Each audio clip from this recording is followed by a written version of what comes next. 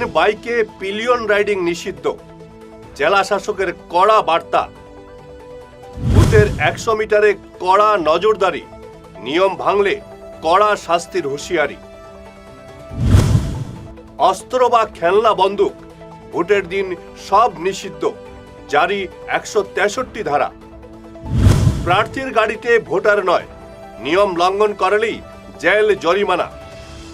কড়া নিরাপত্তায় বিধানসভা ভোট, প্রশাসনের লক্ষণ রেখা জারি। নমস্কার, আপনারা দেখছেন ঈশান বাংলা পয়েন্ট ব্ল্যাঙ্ক।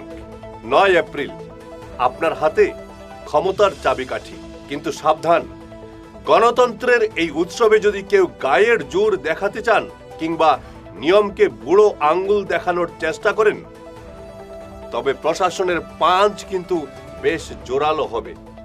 প্রশাসন স্পষ্ট ভাষায় সীমা বেঁধে দিয়েছে, কি করা যাবে আর কি করা যাবে না তা একেবারে পয়েন্ট ব্ল্যাঙ্ক জেনে নিন।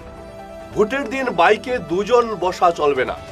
আবারও বলছি, ভোটের দিন বাইকে দুজন বসা চলবে না। শুধু মহিলা, বয়স্ক আর ছোট বাচ্চাদের জন্য ছাড় আছে। বাকিরা যদি মনে করেন বাইকের পেছনে লোক নিয়ে দাপিয়ে বেড়াবেন, তবে পুলিশ কিন্তু মাঝ রাস্তাতেই গাড়ি আটকে দেবে। পিলিয়ন রাইডিং পুরোপুরি নিষিদ্ধ।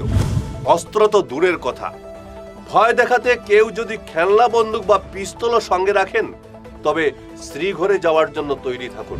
লাঠি, বল্লম, দা কিংবা কোনো শব্দবাজি শান্তি বিঘ্নিত করতে পারে এমন কিছু সঙ্গে রাখা মানেই বিপদ। যাদের নাম ওই এলাকার ভোটার তালিকায় নেই, তারা ভোট কেন্দ্রের আশেপাশে ঘোরাঘুরি করতে পারবেন না।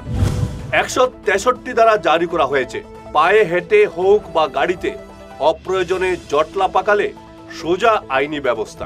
ভোট কেন্দ্র থেকে 100 মিটারের মধ্যে কোনো বুথ বা ক্যাম্প চলবে না।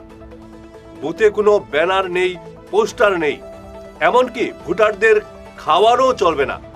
একবার ভোট দেওয়া শেষ, সোজা বাড়ি চলে যান। বুথের সামনে ভিড় বাড়ানোর চেষ্টা করবেন না।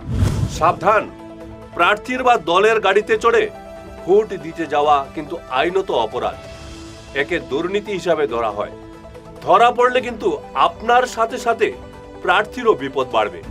ভোট শেষ হওয়ার আগে ডিজিটাল মাধ্যমে কে জিতবে বা কে হারবে এমন কোনো অপিনিয়ন পোল বা এক্সিট পোল ছড়ানো দণ্ডনীয় অপরাধ। রেকর্ডিং মেশিন বা লাউডস্পিকার ব্যবহার করে ভোটারদের প্রভাবিত করার চেষ্টা করলে প্রশাসন ছেড়ে কথা বলবে না। প্রশাসনের এই কড়া নির্দেশিকা কোনো ভয় দেখানোর জন্য নয়, বরং আপনার ভোট যাতে নিরাপদ হয় তার গ্যারেন্টি। যারা নিয়ম মানবেন তাদের জন্য প্রশাসন বন্ধু, আর যারা নিয়ম ভাঙবেন তাদের জন্য 9 এপ্রিল দিনটি খুব একটা সুখকর হবে না। নির্বিঘ্নে ভোট দিন, সুস্থ গণতন্ত্র গড়ুন। দেখতে থাকুন ঈশান বাংলা। ধন্যবাদ।